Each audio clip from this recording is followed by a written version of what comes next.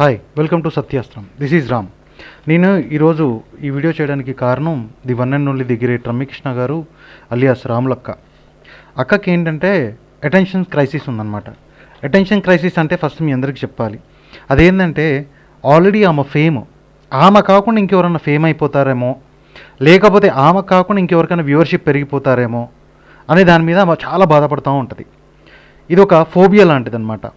ఏంటంటే పక్కన వాళ్ళు ఎదగొద్దు, నేనే ఎదగాలి. దీనికి చిన్న ఉదాహరణ ఏంటంటే రీసెంట్గా జరిగిన మల్లన్న పైన ఈమె కామెంట్లు. మల్లన్న ఏదో ఒక వీడియో పెట్టుకున్నాడు, సాయం చేశాడని వీడియో పెట్టుకున్నాడు అంటే ఆ వీడియో నువ్వు ఎందుకు పెట్టుకున్నావు అని ప్రశ్నిస్తుంది. ఈమె చేసిందా చేయలేదా పక్కన పెడదాం, చేసిన సాయం పక్క చేతికి తెలియకూడదు అని చెప్పి మాట్లాడుతుంది. ఆయన చేసుకున్నాడు, ఆయన దాంట్లో పెట్టుకున్నాడు, ఇంకెవరన్నా సాయం చేస్తారేమని చెప్పి ఎగ్జాంపుల్కి పెట్టుకున్నాడేమో, దాని గురించి మాట్లాడుతూ ఉంటుంది. ఈరోజు జంతర్ మంతర్లో జరుగుతున్న వేదిక పైన ఈరోజు గెలిచే ఆనందంలో చాలామంది ఉంటే ఈమెకి ఎక్కడలేని బాధ. ఎందుకంటే ఇన్ని రోజులు క్రిటిసైజ్ చేసింది కదా, ఎన్ని రోజులు వాళ్ళని తిట్టింది కదా, ఇప్పుడు ఎలా వాళ్ళు గెలిచారు, దీనికి ఏం చేయాలి, దీన్ని ఏం చేస్తే కరెక్ట్, దీనికి పాకిస్తాన్తో ఉగ్రవాదులతో అంటకట్టాలి, లేదా బంగ్లాదేశ్ ఉగ్రవాదులతో కట్టాలి. అమ్మ రాములక్క, ఇక్కడ దేశంలో ఒక ఉంటుంది ఒకటి ఏమంటారంటే దాన్ని నిఘా వ్యవస్థ అనేది ఒకటి ఉంటుంది. వాళ్ళు ఖచ్చితంగా చూసుకుంటారు. అక్కడ ఉన్న స్టూడెంట్స్ని మినహాయించి మిగతా వాళ్ళందరినీ లోపడేసిన చాలా సంతోషం మాకు. మేము ఎవరం వేయొద్దనట్లే.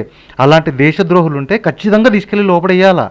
అంతేగాని నువ్వు అసలు టాపిక్ పక్కన పెట్టి ఏదో గొడవ ఇద్దరు కొట్టుకుంటూ ఒకటి తలకాయ పగిలితే ఆ తలకాయ పగలగొట్టిన దాని గురించే మాట్లాడతాం. అసలు గొడవ ఎందుకు జరిగిందని మాట్లాడట్లేదే.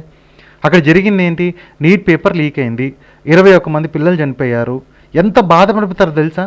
చిన్నప్పటి నుంచి పిల్లల్ని పెంచుకొని కష్టపడి వాళ్ళు తినక రూపాయి దాచిపెట్టుకొని వాళ్ళ పిల్లల్ని డాక్టర్లు చేయాలని లక్షలు ఫీజులు కట్టి వాళ్ళని చదివించి వాళ్ళ కోసం ఎంతో కష్టపడి అన్ని రకాలుగా వాళ్ళని తీసుకొస్తే కళ్ళ ముందు వాళ్ళ పిల్లలు చనిపోతుంటే ఎంత బాధ ఉంటుంది తెలుసా?